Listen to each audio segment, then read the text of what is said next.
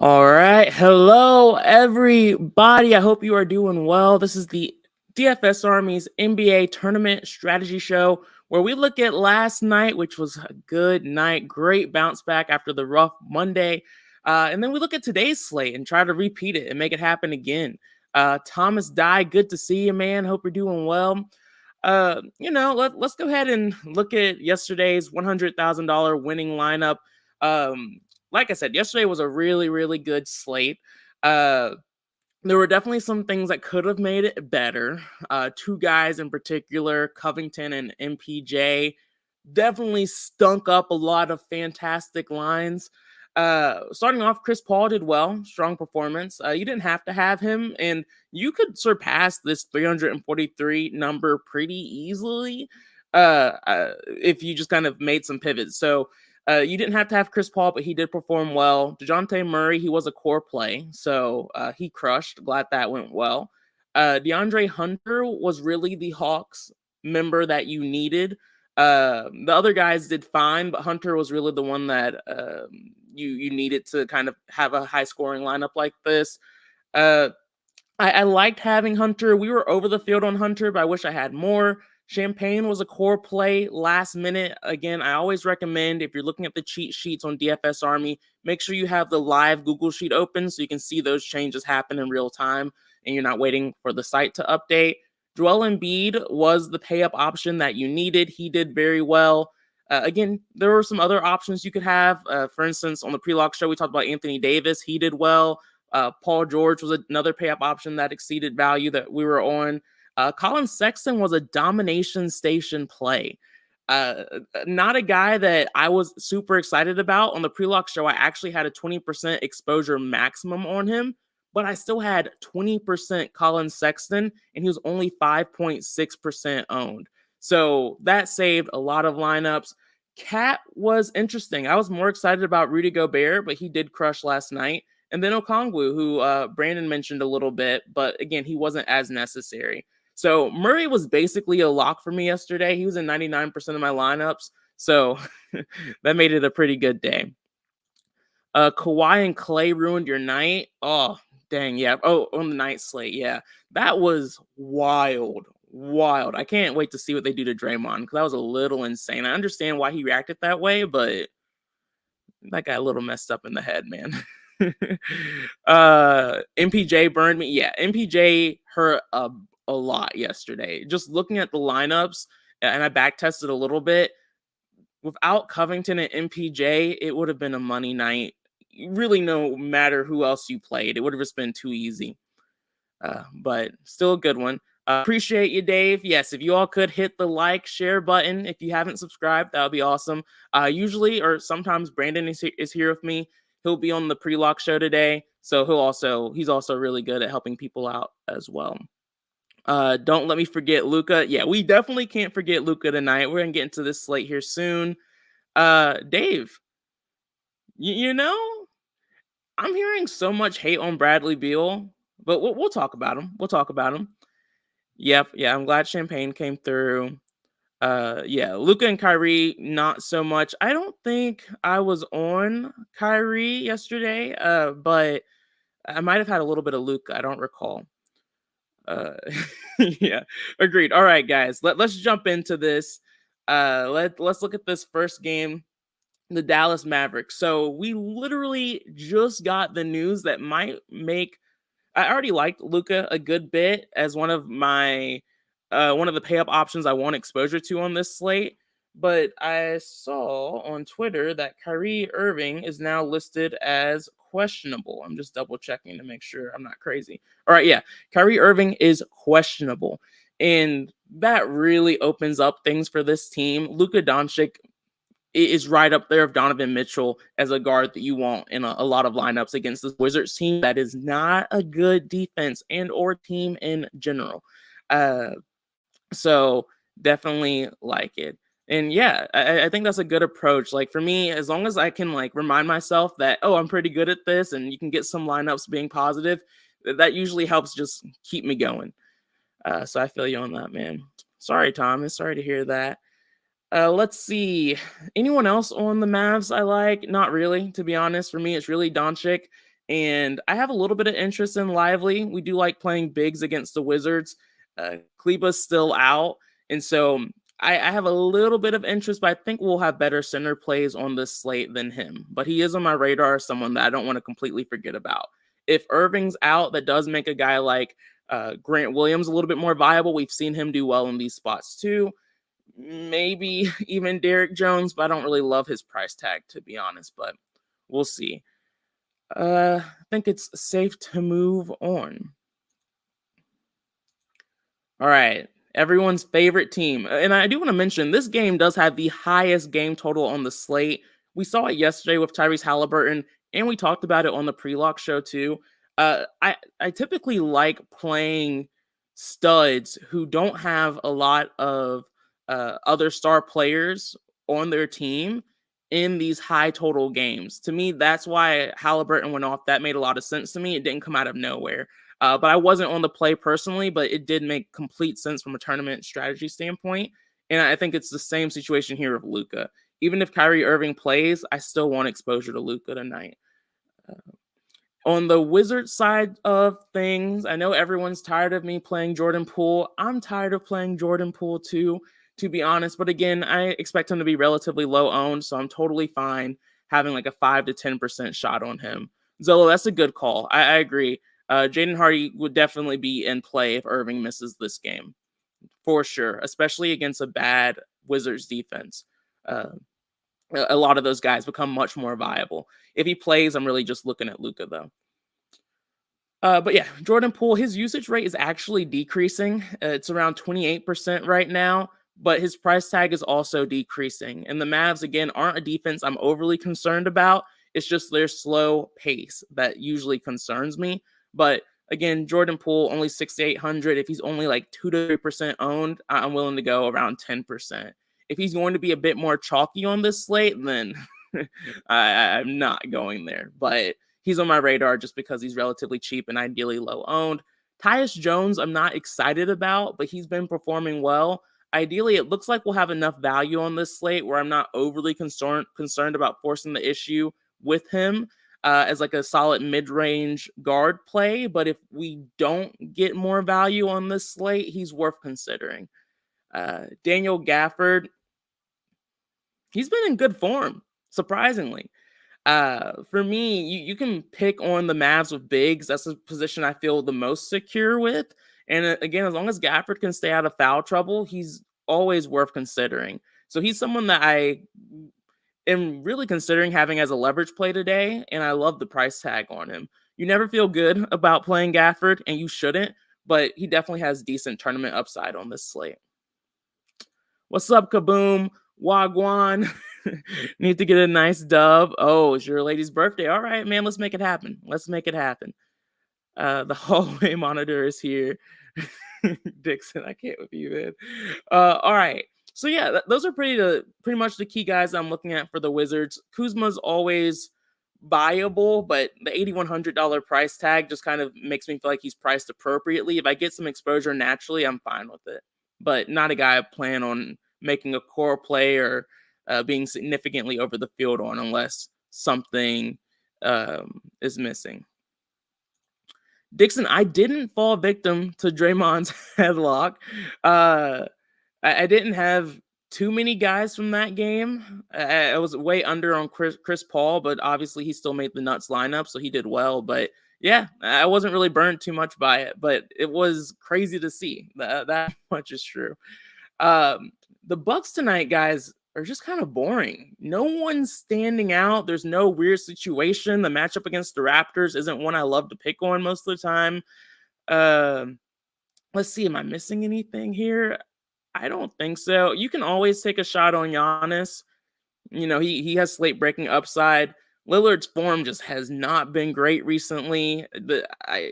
Of course, this could be a bounce back spot for him, but I don't really see anything pointing towards it.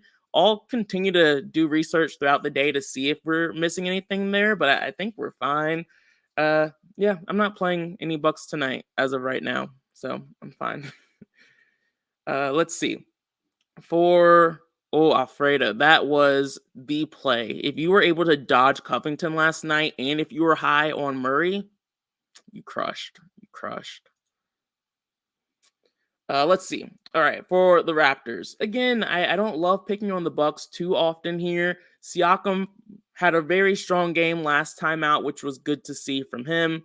Once again, OG is doubtful. Gary Trent Jr. is doubtful, and so it looks like we will be able to have some value from that standpoint. Dennis Schroeder broke all of our hearts on Monday. I am willing to go back there, though, to be honest. You all know my philosophy. Just because I was hurt by you before, especially if he's lower owned than he should be in this spot, I'm willing to go right back to him. We know you can play guards against the Bucks, and so I'm definitely willing to play Barnes and Schroeder here. Elephant, you are so right, man. At some point, we're going to get the Damian Lillard explosive game. It is not if it will happen, it's when. And I'm going to take shots on him. I just don't think this is the spot. But again, he's going to be low owned on this slate. So if you wanted like 5 to 10% of him tonight, I think that's definitely a viable strategy. I just don't foresee myself getting there. Just I don't see anything pointing towards it. I'd rather kind of pick on Lillard with Scotty Barnes in like a similar price range and, play Schroeder against him. Siakam is looking strong in the sim model. Sim model like Siakam today. On Monday, when Siakam was a leverage play and eventually a core play, I mentioned Siakam, when you just look at his games, he's been struggling against average to really good defenses, but he's been doing well against bad defenses. The Bucks, their front court, I do not consider a bad defense. You all know I don't like to argue against the sim model or really go against it too much, but in this case, I'm fine getting some exposure to Siakam naturally, but I'm not super excited about forcing it. So for me, it's really just Barnes and Schroeder here. Not overly excited about anyone else. Even with OG and Gary, doubtful. For the Knicks, of course, RJ Barrett is questionable. He's always questionable these days. It's just another day in the life. I like this matchup for these guys. If Barrett's out, I plan on being over the field on Julius Randle and Jalen Brunson. I like both of those guys tonight in this spot. If RJ Barrett plays, I'll probably only be over the field on Randle.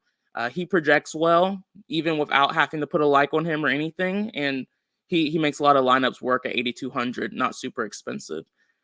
Mitchell Robinson, I want to see where his ownership falls. I think he would or could be in another solid spot. He's been good this season, so I expect him to keep it up. My only problem with Mitchell Robinson is that he usually doesn't see 30 plus minutes, which again is fine for his price tag, but it always makes me a little bit nervous. But we definitely can pick on the Hawks a little bit with bigs. Kaboom, you were right. Chetty was awesome last night. He was really good. I don't know if you called Strus the night before either, Kaboom. That might have been someone else, but that was a really good call yesterday. We got a little bit of Chetty exposure naturally. I don't remember if we were over or under the field, though. All right. So, yeah, Randall for me right now. Mitchell Robinson standing out for me if he is low owned, and then Brunson's in play for me if RJ Barrett is out. Of course, we saw Josh Hart do well in this situation previously with RJ Barrett out. I am not uncomfortable going back to Grimes either here. But we'll have to wait and see. Ideally, we'll have that by lock, but you all know how the NBA does. Can't always have nice things. Trae Young is really going to dictate this slate once again. He's listed as questionable right now. Kaboom, you've been on a streak with your calls, man. Strus Monday, Chetty yesterday, really good run.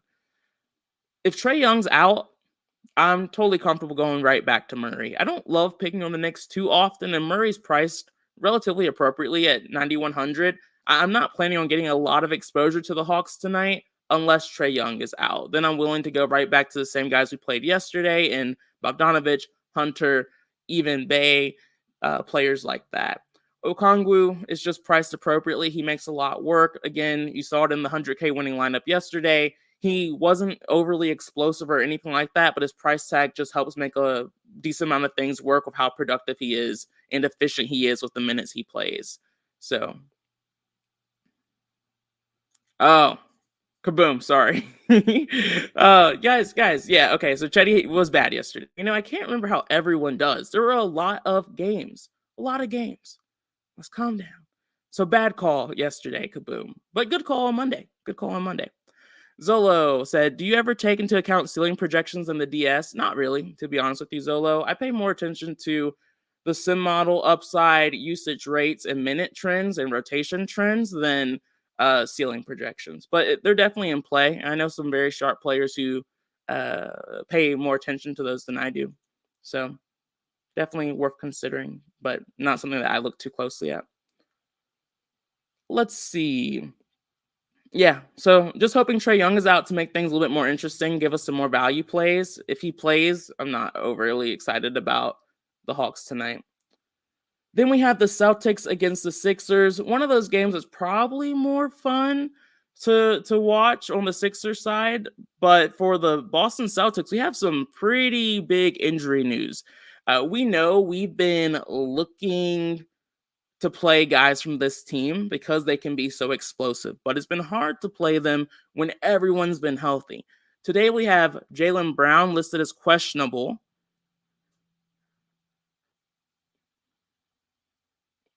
We have Trey Brown listed as sorry, I was thinking about Trey. We have Jaylen Brown listed as questionable, and we have Kristaps Porzingis listed as questionable. If both of these guys are out, I'm going to have a ton of Tatum and a ton of Drew Holiday. Drew Holiday can definitely be a high usage guy, but he hasn't needed to be with Brown, Tatum, and Porzingis all healthy. Same story with Tatum. 10,100 is a viable price tag for his production. The matchup's not my favorite, so if Brown and Porzingis is healthy, I don't foresee myself getting there a ton. But if Brown and Porzingis are out, I'm loading up on Tatum, loading up on Drew.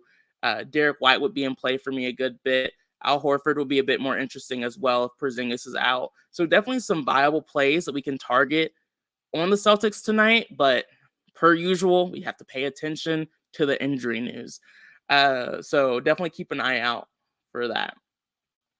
And then on the Sixers side of things, like I said, not as interesting. Kelly O, of course, is out, but he's been out for a game or so already. Not going to talk about Covington. Nicholas Batum is someone that I don't want to forget about. He's been playing consistent minutes. His usage rate is god awful, though. Hideous. If we get some of the injury news we've been talking about already, I am not planning on getting a ton of Batum. But the sim model like Batum, and I do understand what the minutes he's played in the last game. He saw around 33 minutes. That does make me feel a little bit better about his production. But Batum's one of those guys you never want to go too crazy on. So if he's super chalky, I'll probably just match the field on him. If he's super low owned, then I'll probably, if he's like 5% or so, I'll probably be around 10%. Tyrese Maxey hurt us yesterday, and he was also a lot cheaper yesterday than he is today. Matchup against the Celtics is not a great one, going up against Giroux and the rest of their team. I expect him to be very low owned today, so I'm totally fine going back to the well here and having around 10% or so if he's around 2 to 5% owned. Ideally, he's that low owned. If he's more owned, around like 10 to 15%, I'll probably just pass, forcing him unless I get some exposure naturally. If Trey had his baby yesterday, he's probably still in the hospital. You have to pay to leave in 24-hour discharge. Yeah, we'll see if he plays. Ideally, we'll get that news in time. Ways to hit their ceiling. I tend to end with guys with no ceiling. Is there something I can change the process? Courtney, so for me, the chalky plays are easy. The harder part is finding those low-owned guys who have a ton of upside. That's what I use the sim model for here. And we usually pull it up during the pre-lock show, which I'll do the ad now. We have a 10% discount going. Feel free to use promo code Bob for that.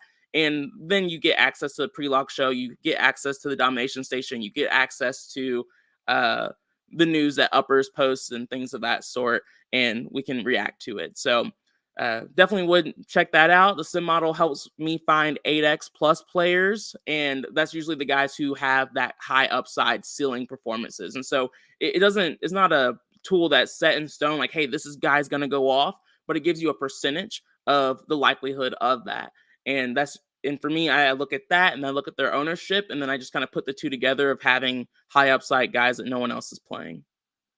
So doesn't always work out, but that's how you take down tournaments, and that's how I've done it in the past. Yeah, John, I have some interest in Maxey. I'm a little nervous because I don't love the matchup, but he's definitely viable. Yeah, it's the price tag that's making it tough to stomach. He's really only one of those. A, he's a sim-model play, so there's that. But B, is really a guy I'm only planning on forcing in if he's low owned, which he should be in this matchup because he's expensive and because the matchup's not great. Uh, but if he's seeing any sort of high ownership, like I said, I don't plan on getting there. Embiid has been on fire lately. Love him tonight. Boston doesn't really have any bigs. Yeah, I think that's a great point.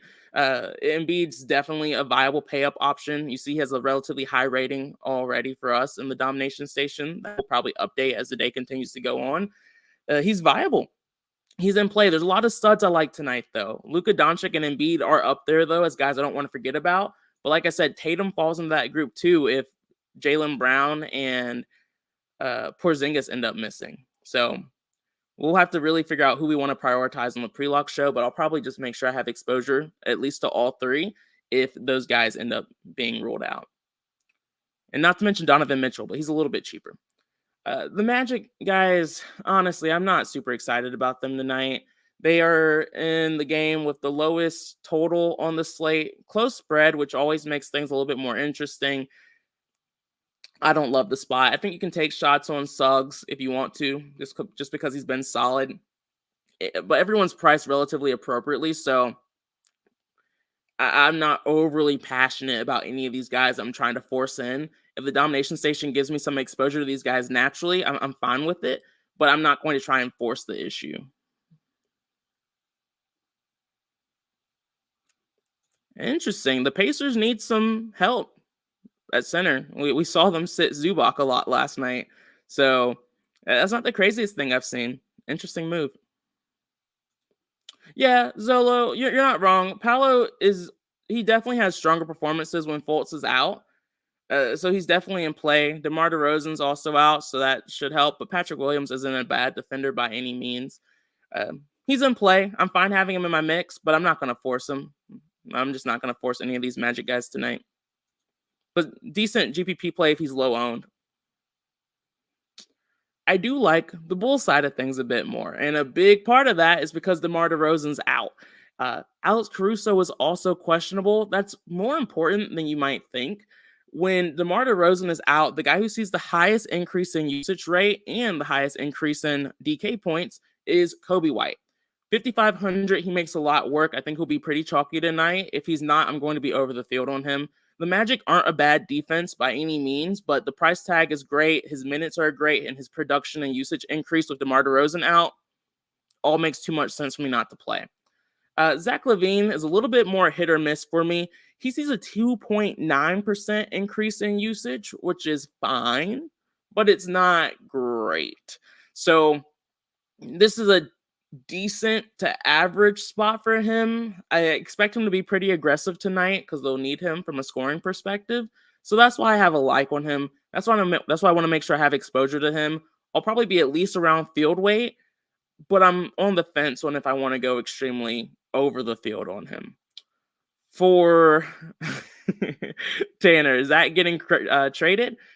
Allegedly. Apparently both sides are interested in it, but he's probably not getting traded tonight, so nothing to worry about too much.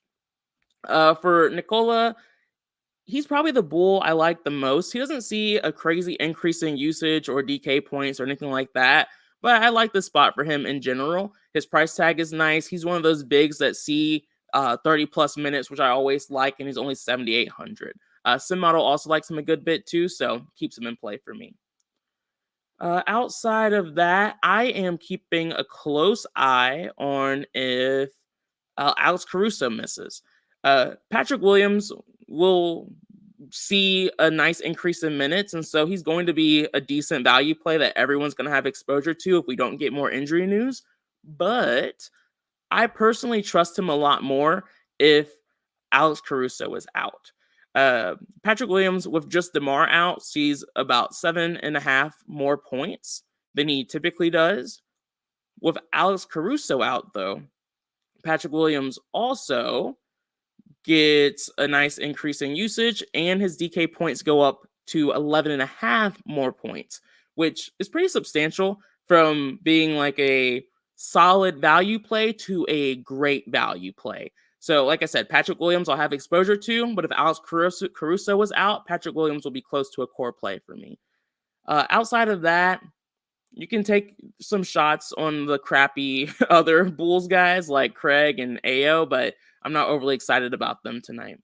But they're in the mix. Yeah, I agree, John. I agree. I like Bush tonight. Timberwolves, man, back to back for them. And no real injury news to talk about. So that always makes things a little bit disappointing for me. Was interested in Rudy Gobert yesterday.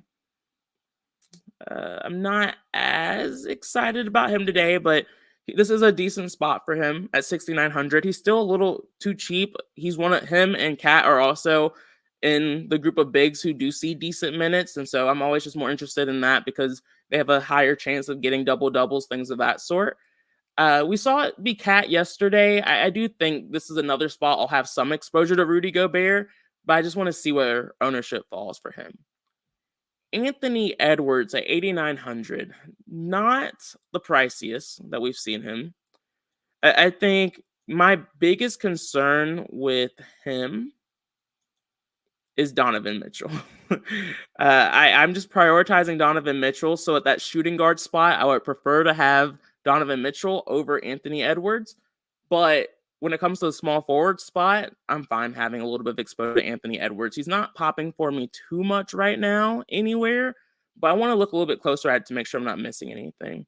So really, outside of Rudy Gobert and Anthony Edwards, I'm not overly excited about any of these other guys. Mike Conley's fine because he sees minutes. Jaden McDaniels is fine because he sees minutes, but I think there's guys in better spots. So not a spot I'm going to force too much of. Yeah, Steven, or Stefan, these back-to-backs are a little concerning, but the Timberwolves are a relatively young team, so I'm not overly concerned. But of course, we have to keep a close eye on the news, per usual. That's NBA. We gotta be ready. For the Suns, so when you see this is the first time everyone is going to be together. Actually, Dixon, that's a really good point. Gobert, this could be a bit of a narrative, but he looked pretty pissed in the post conference. Talking about Draymond took his soul. He did look shook, like when he was getting choked out. I thought he was going to pass out for a little bit in some of the angles I saw, but I think he's going to try to assert some dominance here. But going back to the Suns, this is the first game where they should all be together with Devin Booker, Kevin Durant, Bradley Beal. And we see teams typically start off a little slow and have to learn each other, play together, all that stuff. And usually there's at least one or two guys who take a bit of a step back in production. Who will that be? I think most people are assuming it's going to be Bradley Beal, which I don't think is the craziest take. I do think this is Devin Booker's team, and Kevin Durant is going to be that efficient scorer for them. He's going to do a lot for them too, and it just makes sense that Bradley Beal will be the one who takes a step back in usage, but no one really knows. And he's the cheapest guy, and also expect him to be the lowest owned. I don't love picking on the Timberwolves. I wish the matchup was a little bit better for him, but he's only 7,100. We know he has a lot of upside. He should play plenty of minutes tonight. And so he's one of those guys that have a like one because I want to see where his ownership falls. I think there's a lot of interesting scenarios for this team, but Bradley Beal's the easiest one to force. I do think you can be completely safe, just completely fading the Suns tonight. That's also a viable strategy that I might land on too, depending on the news.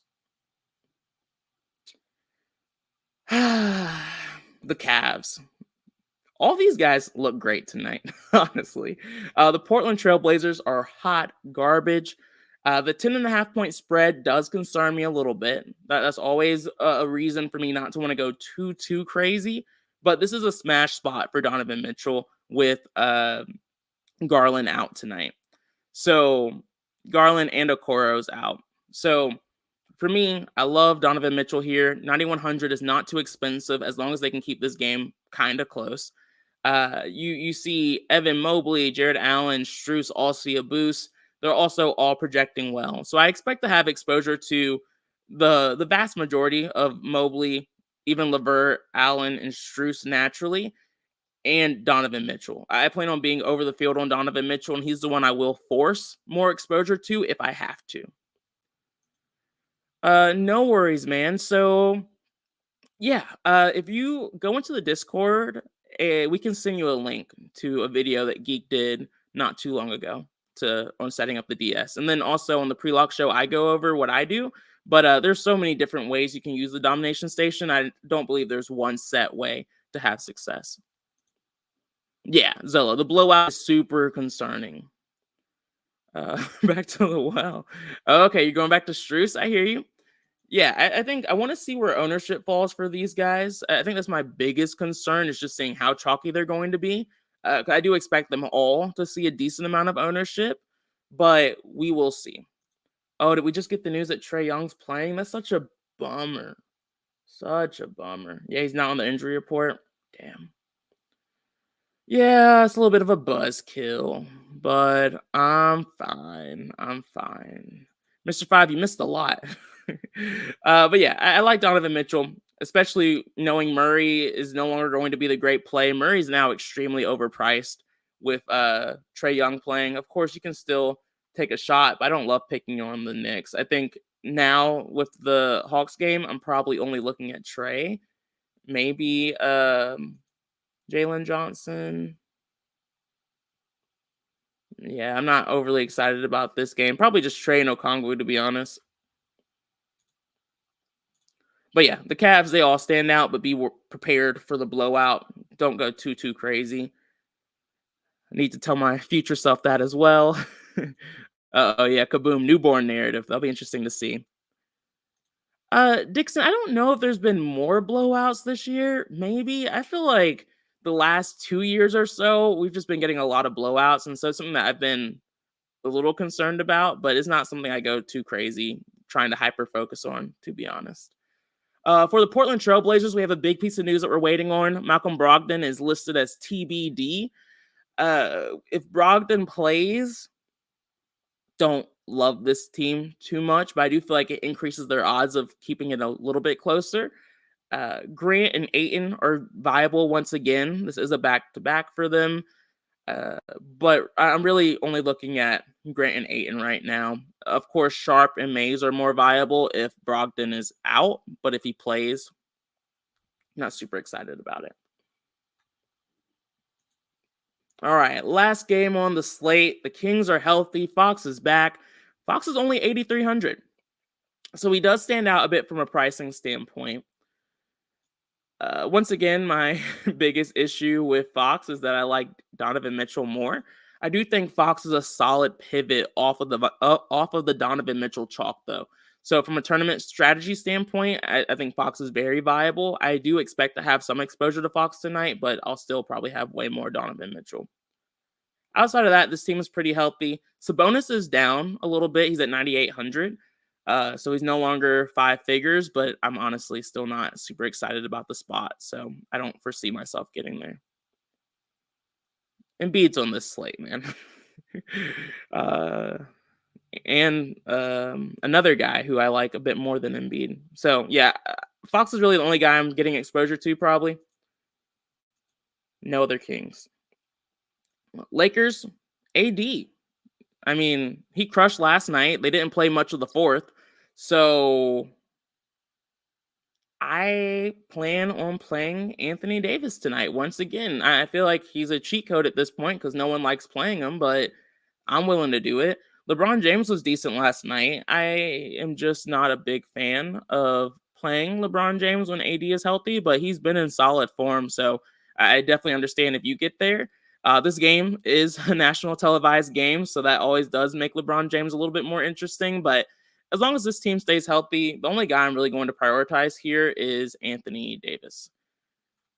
Of course, we'll continue to do research throughout the slate to see if that changes, but that's where I'm at now. John said, love Fox tonight. He loves to play against the Lakers. Zolo's doubling down with you. Fox kills the Laker. He's an amazing play today. Yeah, he's definitely in the mix. I don't disagree. Ooh, good stat. 50 DK points the past 3 games against the Lakers. All right, y'all might be convincing me a little bit. I already had some interest, but like I said, decent pivot off of Mitchell. Decent pivot. And you can play him with Mitchell too. No stopping you. But yeah, I like AD here. Not overly excited about anyone else. Jarrett Vanderbilt is standing out a little bit. I want to look a little bit closer at that before I kind of put my stamp of approval down on it. But yeah, guys, interesting slate. I hope we get more value. That's my biggest concern right now. It's just the lack of value. We have a few interesting spots, but nothing I'm overly excited about right now. So I look forward to seeing everyone during the pre-lock show. That's at 5:30 p.m. Eastern time. If you're not able to join that, B-Dubs will be back on the show tomorrow, so we'll be able to break down the quick 2-game slate. But yeah, I'll see you all later. Peace out, guys.